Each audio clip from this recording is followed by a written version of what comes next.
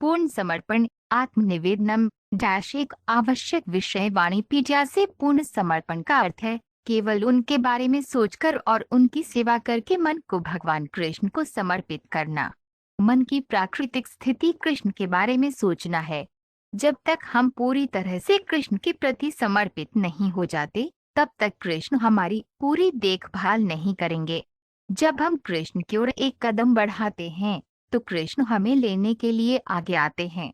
जो कोई भी पूरी तरह से भगवान के चरण कमलों के प्रति समर्पित हो गया है उसे किसी भी भौतिक संपत्ति को हासिल करने की कोई इच्छा नहीं है। हमारा काम पूरी तरह से कृष्ण के प्रति समर्पण करना और उनकी सुरक्षा की तलाश करना है। श्रील प्रभुपाद की पुस्तकें, व्याख्यान, वार्तालाप और पत्र इस आवश्यक विषय की व्यापक प्रस्तुति प्रदान करते हैं जैसा कि वाणी कोट्स फुल्ली सरेंडरिंग आत्मनिवेदनम श्रेणी में देखा गया है। उनकी पुस्तकों का एक परिचय निम्नलिखित 9 उद्धरणों में दिया गया है। श्रील प्रभुपाद की पुस्तकों से उद्धरण जो व्यक्ति भगवान की शरण में जाता है उसे मृत्यु से बचाया जा सकता है। कोई यह तर्क कर सकता है क्या भक्त नहीं मरता? इसका उत्तर ये है कि एक भक्त को निश्चित रूप से अपना शरीर त्यागना होगा क्योंकि शरीर भौतिक है। हालांकि अंतर यह है कि जो व्यक्ति पूरी तरह से कृष्ण के प्रति समर्पण करता है और जो कृष्ण द्वारा संरक्षित है उसके लिए वर्तमान शरीर ही अंतिम है, उसे फिर मृत्यु के अधीन होने वाला भौतिक शरीर प्राप्त नहीं होगा। श्रीमद्भागवत 8.2:33 एक भक्त जो पूरी तरह से भगवान के चरण कमलों के प्रति समर्पित हो गया है वह अच्छी तरह से जानता है कि भगवान ब्रह्मा से लेकर छोटी चींटी तक जीवित संस्थाओं की रचनात्मक ऊर्जा मौजूद है क्योंकि जीव भगवान के अभिन्न अंग हैं। भगवद गीता 15.7 में भगवान कहते हैं ममैवांशो जीव लोके जीव भूत सनातन, इस बद्ध संसार में जीव मेरे शाश्वत खंडित अंश हैं। जीव और कुछ नहीं बल्कि आग की चिंगारी की तरह सर्वोच्च आत्मा के बहुत छोटे अंश हैं। श्रीमद्भागवत 6.1-6:35 हालांकि बलि महाराज ने पूरी तरह से भगवान के प्रति समर्पण कर दिया था लेकिन वे एक ब्राह्मण ब्रह्मचारी को धोखा देने के लिए बदनामी बर्दाश्त नहीं कर सके। अपनी प्रतिष्ठा के प्रति काफी सतर्क रहते हुए उन्होंने इस बात पर गहराई से विचार किया है कि बदनामी से कैसे बचा जाए।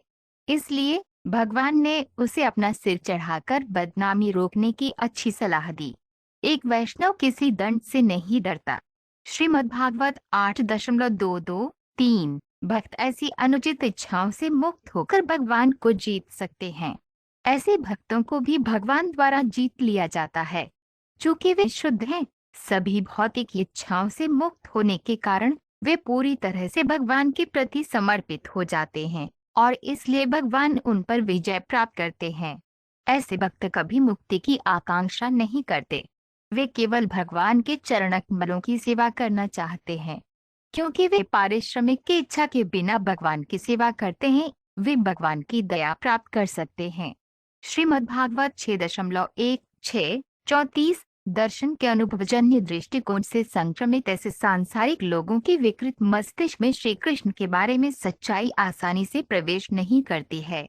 लेकिन एक समर्पित व्यक्ति ईमानदारी से वही समझता है जो वास्तव में भगवत गीता के पन्नों में कहा गया है और वह कल्पना या अनुभवजन्य दार्शनिक दृष्टिकोण का सहारा नहीं लेता है जिसे आमतौर पर आध्यात्मिक व्याख्या कहा जाता है।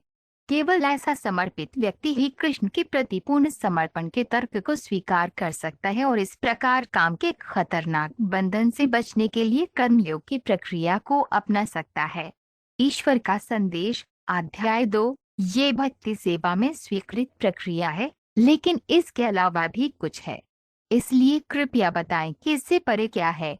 केवल सभी वर्णों और आश्रमों के कर्तव्यों को निष्पादित करना उतना अच्छा नहीं है जितना कि किसी की गतिविधियों के सभी परिणामों को भगवान को अर्पित करना। जब कोई सभी सकाम गतिविधियों को त्याग देता है और पूरी तरह से भगवान के प्रति समर्पण कर देता है तो उसे स्वत्व की प्राप्ति होती है, धर्म त्याग, जिसमें वह सामाजिक व्यवस्था को त्याग देता है और संन्यास ले लेता है। ये निश्चित रूप से बेहतर है। हालांकि त्याग की तुलना में भक्ति सेवा के साथ मिश्रित ज्ञान की खेती बेहतर है। चैतन्य चरितामृत मध्य लीला 8.68 निष्कलंक भक्त, जिनके पास भगवान की सेवा करने के अलावा कोई इच्छा नहीं है, पूर्ण समर्पण में उनकी पूजा करते हैं और हमेशा उनकी गतिविधियों के बारे में सुनते और गाते हैं, जो सबसे अद्भुत और शुभ हैं। इस प्रकार वे सदैव दिव्य आनंद के सागर में विलीन हो जाते हैं। ऐसे भक्त कभी भी भगवान से कोई आशीर्वाद नहीं मांगते, हालांकि मैं खतरे में हूँ। इस प्रकार मैं उस सर्वोच्च व्यक्तित्व भगवान से प्रार्थना करता हूँ, जो शाश्वत रूप से विद्यमान है, जो अदृश्य है, जो ब्रह्मा जैसे सभी महान व्यक्तित्वों का भगवान है और जो केवल पारलौकिक भक्ति योग द्वारा ही उपलब्ध है। श्रीमद् भागवत 8 मार्च 20-21 भगवत गीता 10.8 में भगवान कहते हैं, अहं सर्वस्य प्रभावो, मैं हर चीज का मूल हूँ। मत्तः सर्वम प्रवर्तते, सृष्टि में जो कुछ भी मौजूद है वह मुझसे ही उत्पन्न होता है। इति मत्वा भजनते मां बुधा भाव समन्विता। जब कोई पूरी तरह से समझ जाता है कि मैं अपनी सर्वशक्तिमानता से सब कुछ बनाता हूँ, तो वे भक्ति सेवा में दृढ़ता से स्थित हो जाता है और पूरी तरह से मेरे कमल चरणों में समर्पित हो जाता है। दुर्भाग्य से नासमझ लोग कृष्ण की सर्वोच्चता को तुरंत नहीं समझ सकते।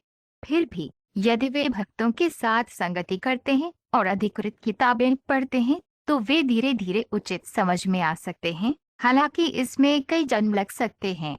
श्रीमद्भागवत 6:1-4-5। निसंदेह महाभारत जैसे इतिहास में भौतिक विषयों के साथ साथ पारलौकिक विषयों पर भी विषय हैं।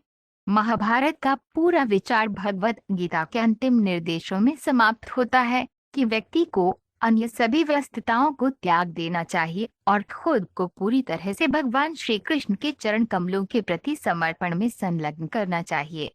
लेकिन भौतिकवादी प्रवृत्ति वाले लोग मुख्य विषय अर्थात भगवत गीता की तुलना में महाभारत में वर्णित राजनीति, अर्थशास्त्र और परोपकारी गतिविधियों के प्रति अधिक आकर्षित होते हैं। श्रीमद्भागवत 1.5-15